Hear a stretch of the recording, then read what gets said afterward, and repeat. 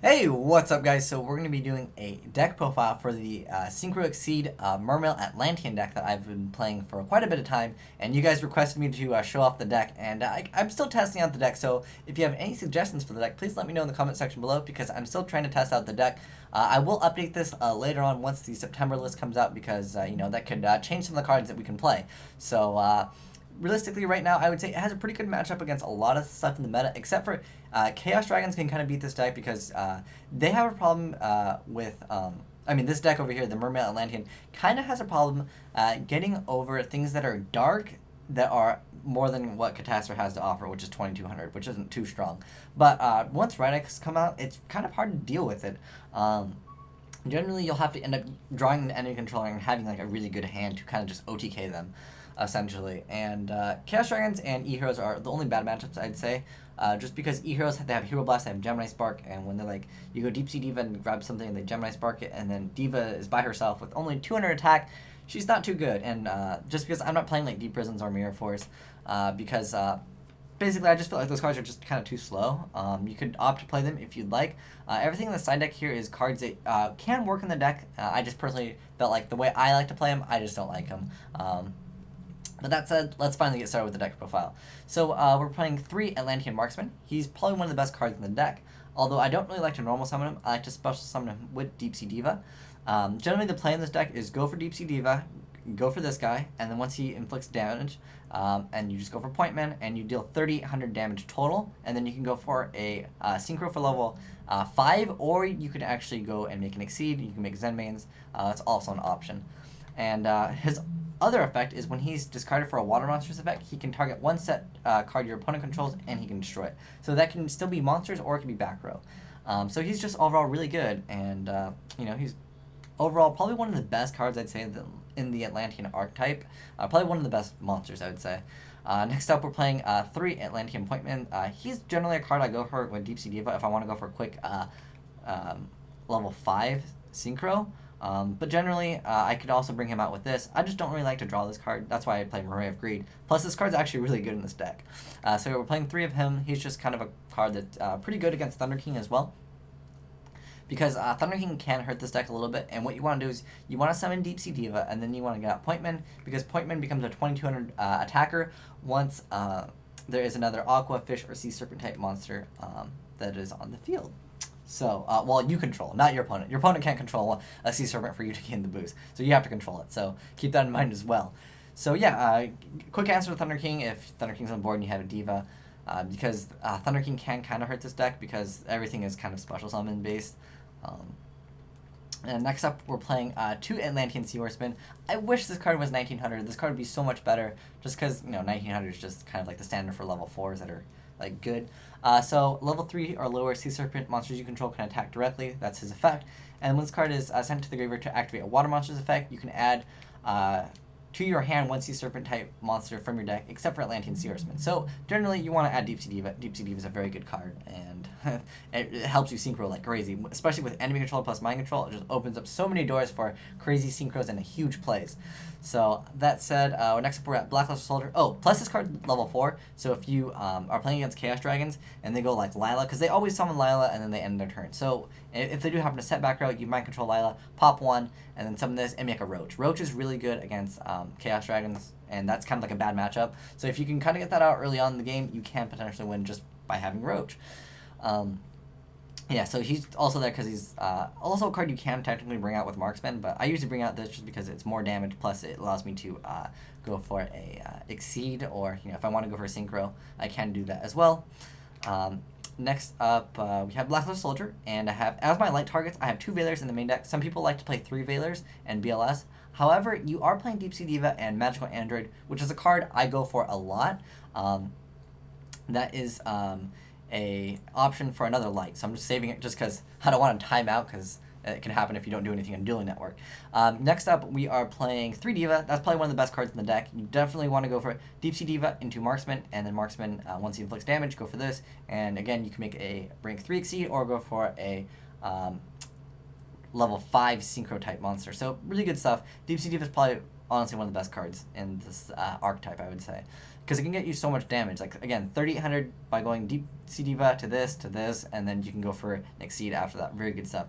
And then 2 Bailers, just because, you know, it is a heavy Synchro-based deck. However, Deep Sea Diva is pretty much the tuner that you'll be using. This negates effects.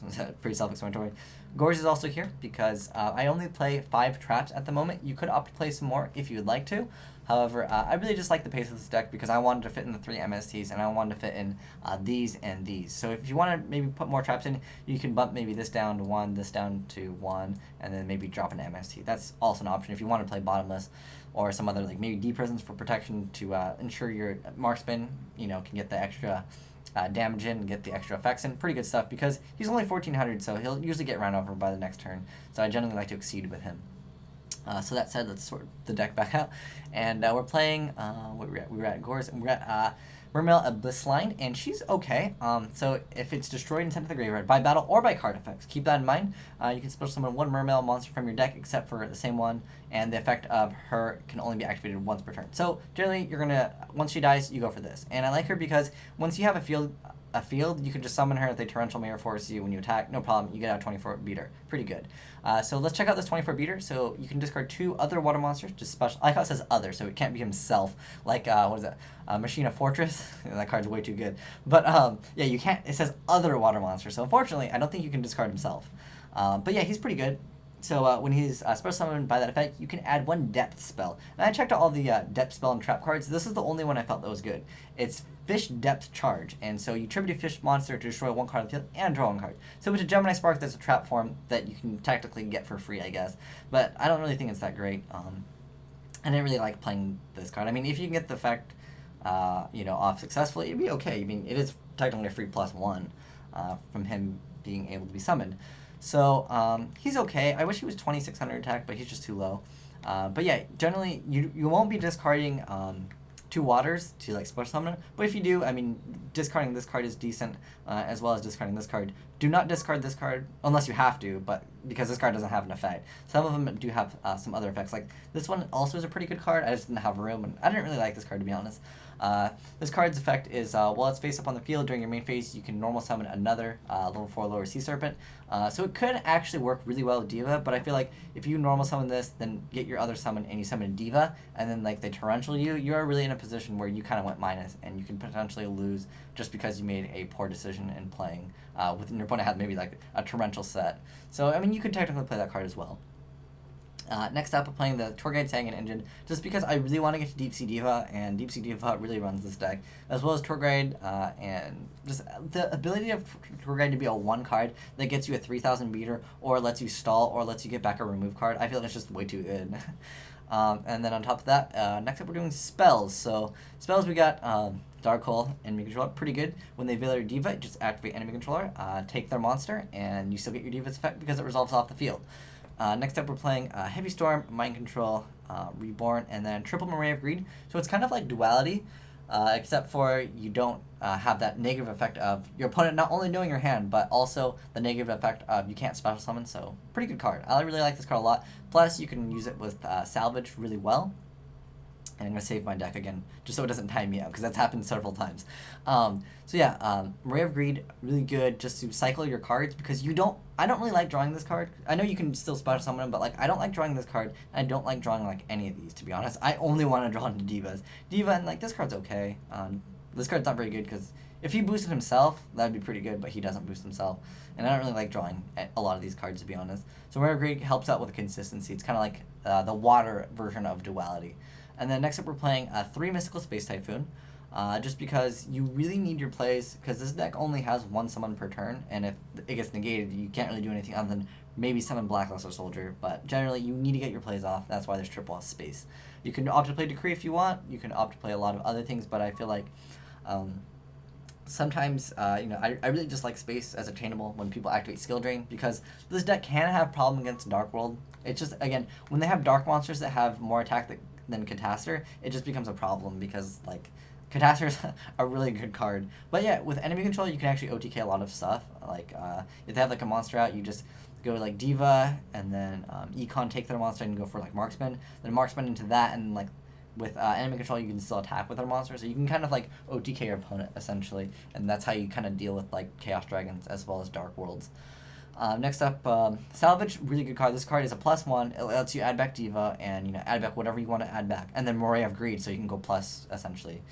Well, Salvage is technically a +1. This card is not plus or minus; it just cycles your hand. It's kind of like Respite from Gladiator Beast. And then next up for the traps, we're just playing 5 traps. Playing the Solemn Brigade and 2 Torrential Tributes, so pretty self-explanatory for those. Let me show you some of the other cards that you can opt to play in this deck that would be pretty good. So you can play Gotchi, because you can Diva into Diva, but I always Diva and make a Synchro, and I'd rather just do that personally, because it's more aggressive. And making like a first-turn Catastor against like a lot of stuff, or just making first-turn Android. Like if you're playing against Dynamite, you go first-turn Android, that forces them to go for Utopia or Gemnite Pearl, and like those are a lot less threatening than a Lagia, which can negate, pretty much anything. Next up, we're playing.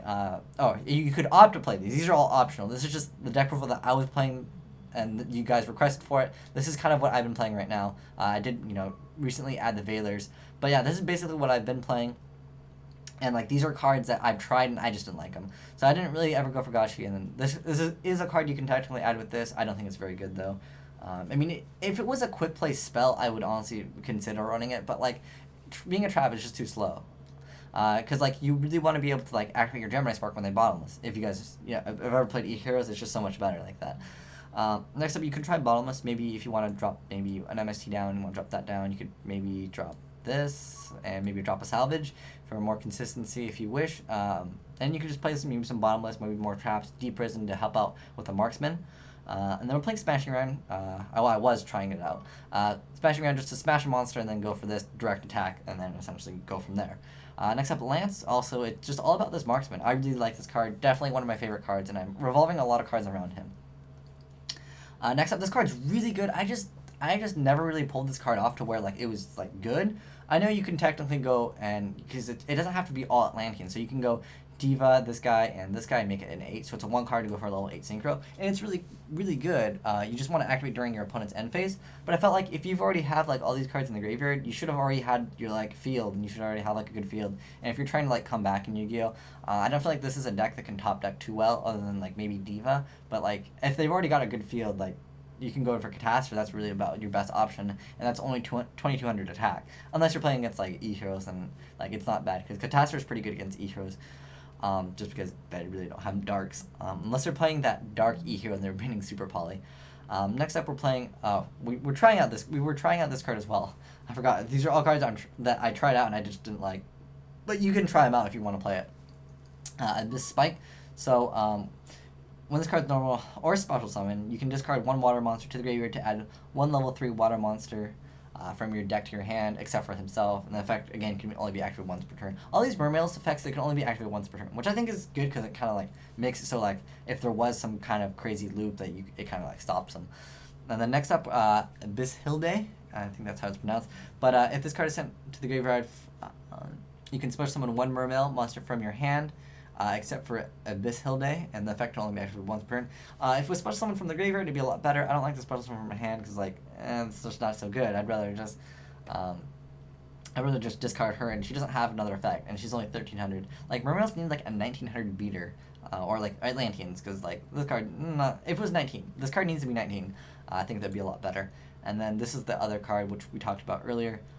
If you discard him, you can destroy a face-up card your opponent controls. So it's decent in that aspect, but I just don't like it because if it was an additional normal summon or special summon from the deck, I would play this. But I don't like special summoning from the hand. I'd rather special summon from the deck for the effect. Like, as you guys know, like Tour Guide and Deep Sea Diva, they special from the deck, so it's not like you'll go minus.